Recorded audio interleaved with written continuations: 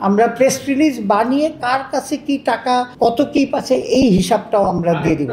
আমি চেষ্টা করছি স্বচ্ছতার সাথে এবং সততার সাথে সেই কাজটা। কে কি মনে করে, কে কি বললো, I'm not bothered about that. Honestly speaking, আমি এটা ঘটনাটা জেনে নিই, আজকে এটা নিয়ে আলাপ হয়নি, আজকে বোর্ড মিটিংয়ে এটা নিয়ে আলাপ হয়নি।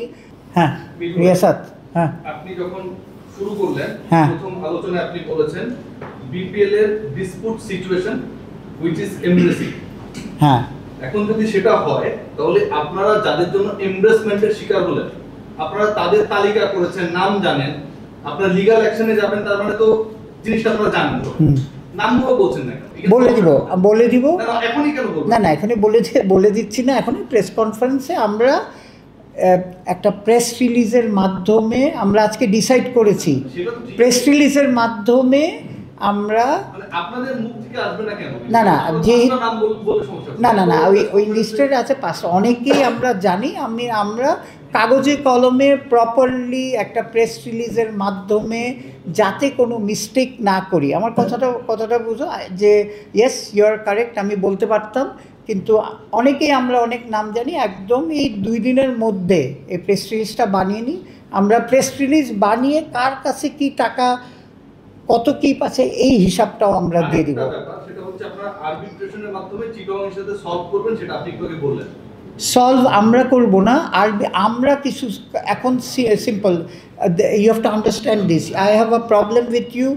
এখনকারটা না, লাস্টটা না ধরেন, অনেক আগেও যখন আরবিট্রেশনে নিয়ে গেছে, এখন আরবিট্রেশনের একটা তো জানেন যে সিস্টেম আছে, এই সিস্টেমে আমরা সেই সিস্টেমকে আমরা আরও এক্সপেডাইট করছি। হ্যাঁ, সেটা করলে আপনারা 46 কোটি টাকা চাইলেন কেন? ওই সিস্টেম থেকে বের হলেন কেন? কিসের আরবিট্রেশনে থাকলে মানে তো it is under a process. Yes, এই প্রসেসে আপনারা কেন লিগ্যাল নোটিশ দিয়ে 46 কোটি দাবি করলেন? 46 করে একটা ক্যালকুলেশন করে দেওয়া হয়েছে, কিন্তু যেই ডিসিশন, এটা তো হয় কি আমাদের এক একটা কমিটি, কোনটা শোনেন আমি একটা বলি, যখন ওইটা ছিল 7 বছর আগে, যদি 5 কোটি টাকা থেকে থাকে which was in dollars, so ওই ডলার্সের এখন ক্যালকুলেশনটা যা হয়েছে ওইটাই দেওয়া হয়েছে। এটা না দাবি, আমি তো আমার দাবি করতে পারি, আমি ওইখানে একটা জিনিস ভেরি সিম্পলি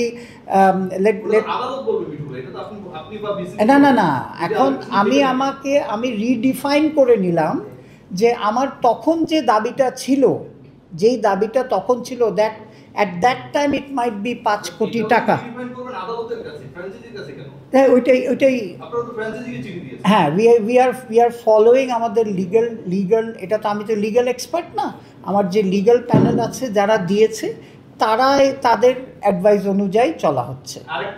হ্যাঁ বলেন। সমকালে একটা রিপোর্ট এসেছে যে আপনারা যেসব ব্যাংকে টাকা রাখা হয়েছিল, জি বাংলাদেশ ক্রিকেট বোর্ডের জামানত বা আমানত যেটাই বলি, সেখান থেকে টেস্ট কেস হিসেবে একটা ব্যাংক থেকে টাকা তোলার চেষ্টা করা হয়েছে 2 কোটি, সেই ব্যাংকটা 1 মাস ঘুরেও টাকা দিতে পারেনি। আমি সংগত ধরনের নাম উল্লেখ করছি না ব্যাংকের, এবং বাংলাদেশ ক্রিকেট বোর্ডের যারা পরিচালক হিসেবে দায়িত্ব পালন করছেন তাদের মানে ইন্টারভিউজও রয়েছে বা তাদের কমেন্টও রয়েছে। এই ঘটনাটা আসলে বাংলাদেশ ক্রিকেট বোর্ডের এফডিআর কে কতটা ঝুঁকির মধ্যে ফেলেছে এবং আপনারা এখন সরাচ্ছেন না কেন? এই ঘটনা ঘটার পর 1 মাস ওয়েট করলেন কেন আপনারা? এইটা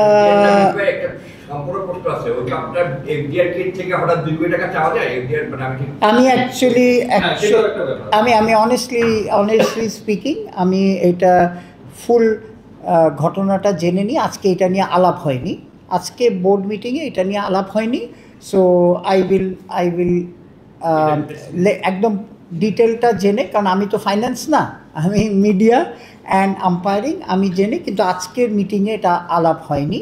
so what I will do, যেহেতু কোয়েশ্চেনটা you have done, I will give a clarification very shortly. Let me first find out. ঠিক আছে? হ্যাঁ, I'm not denying, I'm not saying yes or no, I'm just but if it is fine sir, আপনার কাছে কি জানতে, if it is এটা হয়ে থাকে যে বাংলাদেশ ক্রিকেট বোর্ড টাকাটা তুলতে পারছে না বা 1 মাস ঘোরার পরও টাকা দেয়নি, নিশ্চয়ই কিছু একটা ঘটেছে বলে তো রিপোর্টটা এসেছে। এটা কি ক্রিকেট বোর্ডের জন্য বিব্রতকর কিনা? কারণ দাবি করা হচ্ছে যে সকল প্রসেস মেইনটেইন করে আপনারা এফডি করেছেন, এখন ব্যাংক আপনাদের টাকা দিচ্ছে না। টু বি অনেস্ট, ব্যাপারটা এই কারণে হতে পারে যেহেতু আমি ফিনান্সের সাথে জড়িত না, অর্থের সাথে জড়িত না, আমি কিন্তু আজকে সন্ধ্যার সময় বাই চান্স এই খবরটা দেখলাম, এবং এটা নিয়ে আর কোনো আলাপ করার সুযোগই আমার ছিল না। মিটিং চলতে চলতে এই খবরটা আমার চোখে পড়লো, এবং এটা নিয়ে দ্বিতীয়বার এই আলাপটা শুনলাম। আমি ডেফিনেটলি অফিস যখন আবার যাব, এটা নিয়ে আমি খবর নেওয়ার চেষ্টা করব যে কী হচ্ছে না হচ্ছে, কারণ যদি ঘটনাটা সত্যি হয়ে থাকে এটা একটু কিছুটা অ্যালার্মিং তো বটেই। এটা নিয়ে ডেফিনেটলি আমাদের কিছু করণীয় আছে। আমার কাছ থেকে আরেকটা ক্লারিফিকেশন আপনি যদি অনুমতি দেন আমি করতে চাই। মানে অনেক সোশ্যাল মিডিয়া আলোচনা হচ্ছে, এক নম্বর হচ্ছে আপনি বিদেশে যান টিএডিএ নেওয়ার জন্য, এটা ডাবল করে দিলেও কোনো সমস্যা নেই, বাংলাদেশ যদি উন্নতি করে, এরকম বক্তব্য আমরা দেখেছি। আবার সুজন ভাই আপনাকে হচ্ছে 10-এ 0 দিয়েছে, এইগুলো নিয়ে অনেক আলোচনা হচ্ছে, বুঝছেন? আপনাকে তো এটা পাই না আমরা, যেখানে আপনার পয়েন্ট অফ ভিউটা একটু জানাবো। এই ব্যাপারটা আমি একেবারে আলোচনা করতে চাই না। আমি একটা দায়িত্ব নিয়ে এখানে এসেছি, আমার কাজ হচ্ছে ক্রিকেটে যেন ভালোভাবে চলে। আমি চেষ্টা করছি স্বচ্ছতার সাথে এবং সততার সাথে সেই কাজটা করতে। কে কী মনে করে, কে কী বললো, I am not bothered about that, to be honest. যতদিন আমার কাজ করার এখানে সুযোগ থাকবে আমি কাজ করব, আমার মতো করে কাজ করব। Thank you. Thank you. আচ্ছা বলো ভাই, একজন একজন করে কি বলো। আমার দুইটা প্রশ্ন একটা একটা করে বলি। মাত্র দুইটা? আচ্ছা দাও। ময়মনসিং তো হচ্ছে রাখছেন আপনারা ঢাকা মেট্রোর জায়গায়, তাহলে ঢাকা মেট্রোতে যারা ক্রিকেটাররা খেলেছেন এদের আসলে কি হবে? যার জিনিসটা হচ্ছে হ্যাঁ, যদি এটা হয়ে থাকে তাহলে মানে একটা তো বাড়ানো কেন হলোটা বা ঢাকা মেট্রো কেন আমাদের তো আপনি জানেন এটা ফাইন বাই একটা মিনিট বলেন। আমি একটু বলি যে কারণে মেট্রোকে ইনক্লুড করা হয়েছিল খুব সম্ভবত 2011 সালে, যখন রংপুর নতুন একটা ডিভিশন হলো, 6টা থেকে 7টা ডিভিশন হয়ে গেল, তখন সেটাকে একটা ইভেন নাম্বারে আনার জন্য ঢাকা মেট্রোকে ইন্ট্রোডিউস করা হলো। এটা একেবারে ইয়াতেই আছে, আমাদের মিটিং মিনিটসই আছে, সেই কারণেই এটাকে অ্যাড করা হয়েছিল। এখন যেহেতু 9 নম্বর দল হিসেবে এসছে, সেই একই কারণে সেইখানে ইভেন নাম্বারটা রাখার জন্য, সেই সংখ্যাটা রাখার জন্য এই সিদ্ধান্তটা নেওয়া হয়েছে। এবং যেহেতু একটা দল অলরেডি তৈরি করা হয়ে গেছে, আজকে মিটিং হয়েছে কিন্তু দল তৈরি করা হয়ে গেছে, সব ডিসিশনগুলো হয়ে গেছে, সে কারণেই প্রথম টুর্নামেন্টটা ঢাকা মেট্রোর নামই হচ্ছে, কিন্তু এর পরে ময়মনসিং উইল টেক ওভার। এটা হচ্ছে টিমটাকে আমরা যেটা চাচ্ছি, টিম ম্যানেজমেন্ট, এটা ময়মনসিং টেক ওভার করলো, দিটস ইজ আ স্টার্ট। তারপর আস্তে আস্তে আস্তে দে টেক ওভার, বিকজ আমাদের ফিকচারের সুবিধার জন্য আমাদের জোর নাম্বার টিম দরকার হয়। ঠিক আছে, বলেন। লিগ একটা দল আরেকটা দলের সঙ্গে খেলে, এটা তো টুর্নামেন্ট না, তো এক্ষেত্রে কি ইভেন অড নাম্বারটা খুব বেশি ইম্পর্টেন্ট?